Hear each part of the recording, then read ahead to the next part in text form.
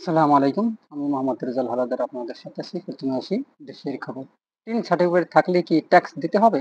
জেনে নিন আসল নিয়ম বিস্তারিত। অনেকেই এখন tin tax identification number certificate করেছেন কিন্তু প্রশ্ন থেকে যায় টিন সার্টিফিকেট থাকলে কি ট্যাক্স দিতে হবে? এই বিষয় নিয়ে সাধারণ করদাতাদের মধ্যে রয়েছে নানান বিভ্রান্তি ও আতঙ্ক। বিশেষজ্ঞরা বলেছেন টিন সার্টিফিকেট থাকলে ট্যাক্স দিতে হয় না, বরং যারা ট্যাক্সযোগ্য আয়ের আওতায় পড়েন না তাদের কেবল জিরো রিটার্ন দাখিল করতে হয় অনলাইনে। অর্থাৎ আপনার টিন সার্টিফিকেট থাকলেও যদি আপনার আয় করযোগ্য সীমার নিচে থাকে তাহলে কর দিতে হবে না। শুধু বছরে একবার অনলাইনে সহজভাবে জিরো রিটার্ন দাখিল করতে হবে। এতে কোনো ফি লাগে না, অতিরিক্ত কোনো ট্যাক্স দেওয়ার প্রয়োজনও নেই। এক্ষেত্রে করদাতাকে তার সব মৌলিক তথ্য অনলাইনে সাবমিট করতে হবে। এরপর এনবিআর জাতীয় রাজস্ব বোর্ড থেকে একটি জিরো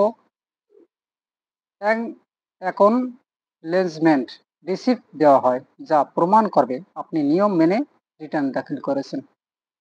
অন্যদিকে যদি আপনার আয় ট্যাক্সযোগ্য হয়, অর্থাৎ সরকার নির্ধারিত সীমার ওপারে যায়, তখন অবশ্যই ট্যাক্স প্রদান করতে হবে।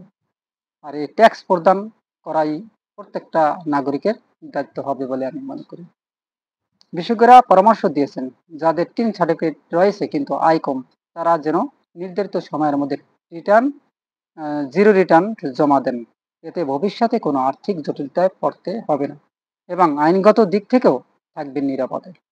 সুপ্রিয় দর্শক, আসলে টিন সার্টিফিকেট যারা করেছেন বা যারা করতে চান, ভয়ের কোনো কারণ নেই। একটা নির্ধারিত একটা ব্যালেন্স আছে, যেমন ৩ লাখ, ২ লাখ বা ৩ লাখের উপরে যাদের টাকা থাকবে তাদের ট্যাক্স দিতে হবে।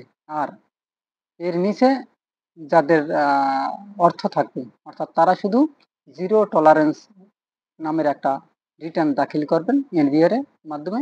তখন তাদের আর ট্যাক্স দিতে হবে না। তাদের ভবিষ্যতে যদি কোনো টাকা পয়সা হয় হঠাৎ করে, তাহলে তাদের ওই আর্থিক কোনো সমস্যায় পড়বে না এবং তারা অর্থাৎ সরকারের ট্যাক্সের আওতায় থাকবে।